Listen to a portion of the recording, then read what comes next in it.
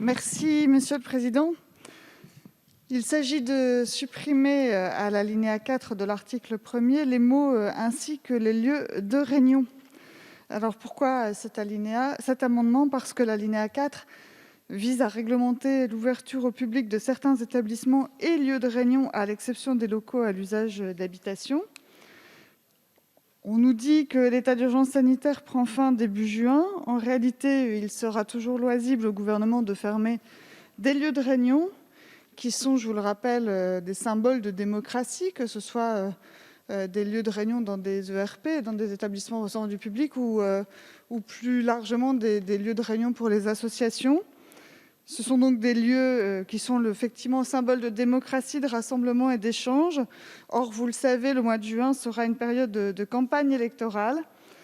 Et il me semble que, symboliquement, autoriser le gouvernement à fermer les lieux de réunion en période électorale n'est pas une bonne chose, puisque cela pourrait empêcher effectivement des réunions, y compris en petit comité, à visée électorale. Je vous remercie, Monsieur le Président.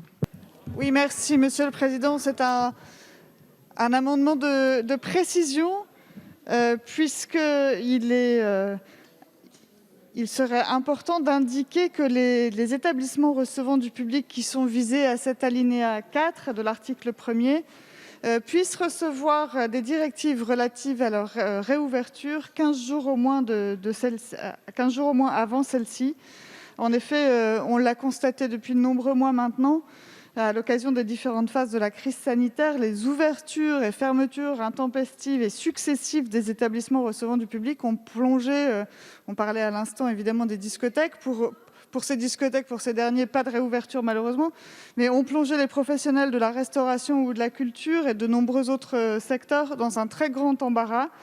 Et l'absence de directives claires quant aux modalités de réouverture de ces ERP a entériné les difficultés auxquelles ces institutions faisaient face. Et donc, je propose ici, avec Madame Leroux, que ces établissements puissent se voir orientés dans leur réouverture avec des directives très claires 15 jours avant leur réouverture pour leur permettre de rouvrir leur établissement dans de bonnes conditions. Je vous remercie. Merci, Monsieur le Président. Je vous avoue que l'information qui a été donnée par Monsieur Latombe me semble extrêmement inquiétante à deux titres. D'abord, effectivement, parce qu'on parle d'une jauge de 800 personnes. Apparemment, le Premier ministre parle d'une jauge de 800 personnes, alors que ce chiffre n'avait jamais été évoqué en commission, d'une part. Et d'autre part, si j'ai bien compris, parce qu'il en parle à l'occasion des salles de cinéma. Or, Monsieur le ministre, vous nous avez dit, précisé, redit, rappelé à plusieurs reprises en commission que les activités du quotidien n'étaient pas visées par cet amendement et par cet alinéa 7. Or, si le cinéma ne fait pas partie des activités du quotidien, là, je ne comprends pas très bien. Toujours est-il que j'ai déposé cet amendement de précision pour cet alinéa 7, justement parce qu'on le voit bien, ce texte que vous avez fait voter en commission est très imprécis. Et moi, je propose de le préciser à l'aide de deux éléments.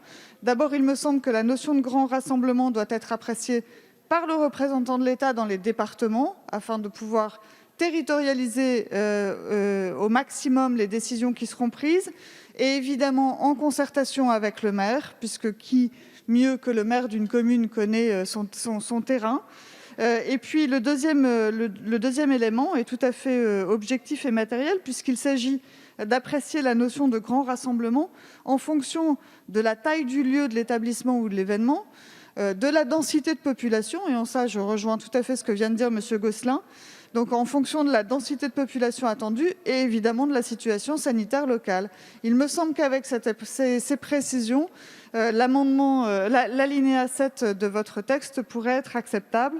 Et l'objectif justement de l'amendement que je propose, c'est bien entendu d'encadrer le recours au pass sanitaire de la façon la plus juste et équilibrée possible, et en fonction, bien entendu, et d'abord de la réalité locale. Je vous remercie, Monsieur le Président. Oui, merci, Monsieur le Président. Je vous avoue que j'aurais aimé avoir une réponse de Monsieur le rapporteur ou de Monsieur le ministre concernant justement cette interview du Premier ministre qui parle apparemment des cinémas. Le cinéma est-il une activité du quotidien ou non? Si c'est une activité du quotidien, vous nous avez dit en commission à plusieurs reprises que ce n'était pas visé et que ça ne serait pas concerné par le pass sanitaire. Donc moi, j'aimerais bien avoir une réponse sur ce point-là. Puis, Monsieur le rapporteur, vous nous dites Mais si on fixe une jauge à 1000, vous serez les premiers à nous dire que c'est trop compliqué parce que ça peut être contraignant. Oui, d'ailleurs, il n'y a pas de jauge à 1000 dans votre alinéa 7. Vous ne fixez pas de jauge dans votre alinéa 7. Alors pourquoi vous ne reprenez pas justement les éléments de mon amendement qui dit que justement ce sera soumis à une décision du préfet en concertation avec le maire en fonction de la taille du lieu, de l'établissement ou de l'événement, de la densité de population attendue et de la situation sanitaire. Il me semble justement que ça donne ici tous les éléments objectifs pour pouvoir prendre des décisions en fonction du territoire concerné. Moi, effectivement, je suis contre la jauge à 1000 parce que je pense que, et c'est l'exemple que j'ai donné en commission, je vous le redonne, je pense que quand il y a des événements, je prends notre exemple, des événements qui sont organisés dans le Sud pendant l'été, les grandes férias pendant l'été, si vous mettez une jauge à 1000 pour les férias qui sont organisées dans le Sud cet été, eh bien, il n'y aura pas de férias. Parce qu'une jauge à 1000, ce n'est pas rentable économiquement. Quand vous faites un spectacle équestre dans les arènes de Béziers avec les chevaux du cirque Grus, si vous n'autorisez que 1000 personnes à rentrer dans des arènes qui peuvent contenir 13 000 personnes, eh bien votre spectacle n'est pas rentable et il n'aura pas lieu. Donc moi, je veux savoir effectivement si c'est une question de densité, si c'est une question de jauge, s'il y a des chiffres. On entend 800 dans la bouche du Premier ministre apparemment. Vous nous dites 1000, certains disent 5000. Moi, je voudrais avoir des précisions. En l'état actuel de vos explications, nous ne serons pas en mesure de voter cet amendement. Ce n'est pas possible. C'est tout et n'importe quoi. En fait, vous nous donnez des explications qui n'en sont pas et vous ne nous donnez pas de précisions matérielles tangible. Je vous remercie. Merci beaucoup, Madame Ménard. Merci, Monsieur le Président.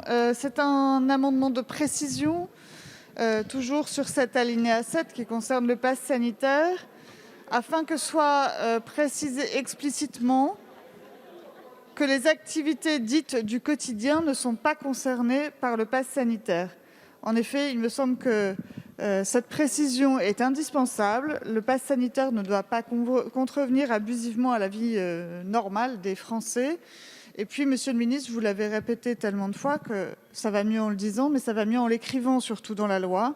Donc je pense que cette précision claire du fait que les activités dites du quotidien sont exclues du pass sanitaire doit être absolument apportée dans la loi. Je vous remercie. Et merci, Monsieur le Président. Alors là, je vous avoue que les bras m'en tombent. Monsieur le rapporteur, vous nous dites on ne peut pas ajouter cette précision dans l'alinéa 7 parce que c'est une notion qui est beaucoup trop floue.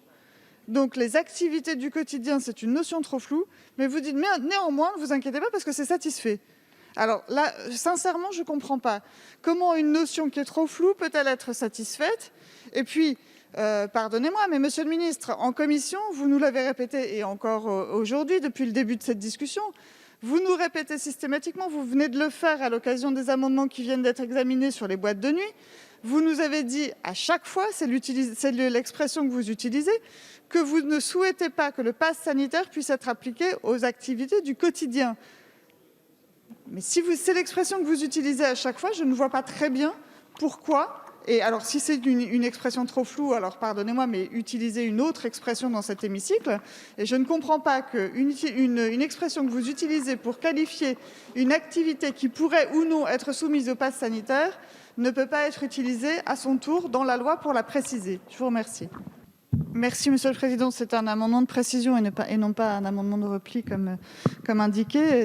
Et l'objectif de cet amendement est d'encadrer le recours au pass sanitaire de la façon la plus juste et la plus équilibrée possible et en fonction de la réalité locale et notamment les réalités des situations d'outre-mer. Mais je profite de la défense de cet amendement pour reposer effectivement certaines questions auxquelles nous n'avons toujours pas eu de réponse. Depuis tout à l'heure, je demande est-ce que, au vu de l'interview apparemment qui sera donnée demain matin par le Premier ministre dans la presse nationale, est-ce que les cinémas, oui ou non, sont soumis au pass sanitaire? Est-ce qu'ils font partie des activités du quotidien ou non? Est-ce qu'ils sont inclus ou exclus du dispositif du pass sanitaire? Monsieur le rapporteur, je n'ai pas entendu votre réponse parce que vous l'avez faite hors micro, comme quand Mme Bazin-Malgras a demandé qui allait payer effectivement les dispositifs nécessaires pour contrôler le pass sanitaire. J'aimerais bien le savoir quand les communes sont toujours en attente de savoir qui va payer Qui va payer les frais des centres de vaccination? J'en ai parlé dans mon intervention en discussion générale, je n'ai jamais eu de réponse. Et je n'ai jamais eu de réponse ni de la CPM, ni de l'ARS locale qui se renvoie la balle et qui nous disent que pour l'instant, il est hors de question de payer quoi que ce soit. Je rappelle qu'un centre de vaccination communal comme celui que nous avons à Béziers a coûté pour le premier trimestre de son fonctionnement 595 000 € pour l'instant à la charge exclusive de la commune. Donc c'est vrai que tout ça, c'est des choses qui peuvent peut-être paraître un peu hors du temps et hors du quotidien, mais non, justement, c'est ça qui fait le quotidien. Et les entreprises qui sont en train de monter les fêtes ou les loisirs de cet été, elles aimeraient bien savoir justement à quelle sauce elles vont être mangées, s'il y aura une jauge ou pas de jauge, si elles vont être soumises au bon vouloir du préfet ou pas, et pour pouvoir anticiper un tout petit peu, parce que justement, s'il y a des dispositifs de contrôle à mettre en place, elles voudraient bien savoir qui va les prendre en charge, si c'est elles qui vont devoir le faire, et donc quel coût supplémentaire ça va impacter leur activité pour l'été. Je vous remercie.